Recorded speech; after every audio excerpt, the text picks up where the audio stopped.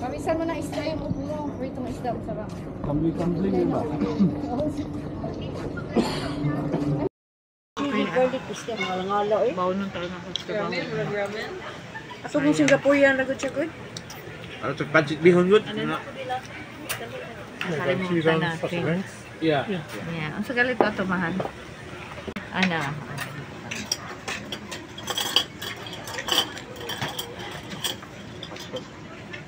Ay, tag-extra. Very good. Hello mga kababayan. Good morning po sa inyong lahat. O magandang gabi na. O hindi ko alam kung hapon na ba sa inyo dyan. So, ito po yung kanina, yung ganap namin. Alam niyo yung Yupik dito sa Trinidad. Yan po yung place na maraming tao na kainan po yan. Nature. So, tabi ng bundok. So, papunta ng Chaguaramas yan. Papuntang tawag nito Macquarie. So, yan po. Pumunta kami dyan kasi mag-brunch kami. Parang almusal na, parang tanghalian na rin. Pero late na kami pumunta dyan. So, kasama ko sila Brad Daniel, siyempre. Tsaka sila Brad Reden, si Bay Ike, si Juan, tsaka si Madid. Siyempre si Joy. Hinahanap namin sila kasi nahuli kami sa kanina. Nauna sila dyan eh. Tingnan nyo yung view. Ganda no? Mga kawayan. Tapos yung bundok dyan. So malaking parking dyan. Punta rin kayo dyan minsan. Masarap dyan mga pagkain. So ayan, pumunta na kami.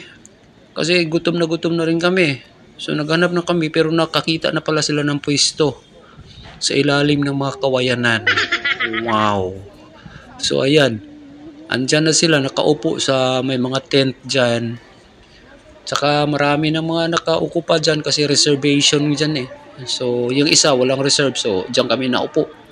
So ayan, kwentuhan na kami habang naghintay ng order. Tapos nung maghintay kami, may lalapit dyan na mag-order. Lalapitan lang kayo dyan para mag-order kayo. So yun, maganda ang view, di ba? Sa ilalim ng kawayanan, katabi ng bundok yan. Mahangin, masarap dyan ang klima. Tapos masarap dyan ang ambience ba? Yung kakain ka na parang mawala yung stress mo. Kaya maayos pag grupo kayo, magkakaibigan, dyan kayo kakain. Nakailang beses na rin kami pumunta dyan, pero iba-ibang pwesto. Sa loob kasi, maraming tao eh. Nahanap namin sila kanina, daming tao doon eh. So, sa labas na lang kami. Ang ganda naman sa labas, di ba? O, tingnan nyo. So, ayan. Na yung mga order namin. Ayan, iba-ibang order. Ayan, kanila, kung gusto mong kumain ng maraming karne, may mga karne dyan, pero yung sa amin, light lang, mga itlog, tsaka chorizo, tsaka bacon, tsaka ano-ano pa dyan. So, ayan, habang kumakain, kwento-kwentuhan, chika-chika, masarap, ang ambience, diba? So, gaganahan ka rin sa pagkain. Ayos, masarap. Napaka-gaan ng feelings mo na dyan kakakain. Tapos, kasama mo yung mga mahal mo sa buhay, yung jowa mo. Meow! So, mga kaibigan mo, siyempre. Minsan-minsan, punta kayo dyan para makakain. I-recommend ko dyan sa inyo kasi masarap naman pagkain nila. So, ayan, busog na busog kami Sarap eh. Tapos maganda pa ang mga view, marami mga tao, parang komunidad ba na kumakain dyan. Masarap, maayos ang lugar. Tapos yung mga nagsiserve, mga bait, mga sikaso. So, invite ko kayo. Pag meron kayong time, pumunta kayo dyan, kumain kayo sa Yupik, papuntang Macquarie yan. Malapit lang, pagliko nyo lang sa kanto, andun na yan. So, yun lang. Nag-usap-usap kasi na kakain dyan eh. So, ayun. Tapos, habang pauwi kami, sabi ng mga kasama namin, masyal muna tayo cruise in. Kasi may titingnan daw sila na yate na ibibenta. So, babalak rin silang bibili ng yate. So, yun, punta kami. Dadaan na lang namin. So, tingin lang muna kami sa yate. Baka yung yate, maganda. Di bibilhin na lang siguro nila. So, yan yung cruising sa inside. Yung parking yan. Sa loob na yan. So, yan, papasok na kami. So, habang nandyan, naglalakad. Di ba, may parola.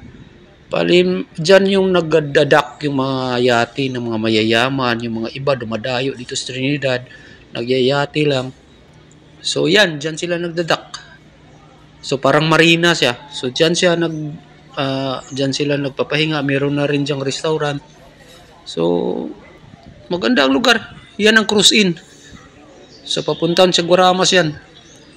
So, ayan mga yate. Tinitingnan nila kung saan ang for sale dito. Pero, yung iba, ayaw nila kasi maliit lang. Gusto daw nila yung maganda talaga. Ayun, si Bayek nakakita ng isda. Siyempre, alangan naman leon nandyan. So, isda talaga. So, ayan, magandang view. So, nagmamadali sila kasi sobrang init Tanghali na kasi. Ayan Pakita ko sa inyo yung cruise-in. Ganda, Maganda dyan. Maganda rin dyan. May restaurant rin dyan. Pwede kayo magtanghalian, mag-lunch, breakfast, ano-ano. Kung ano gusto nyo dyan, magla-lime, pwede kayo dyan. May malaki silang function hall. Meron silang restaurant sa taas.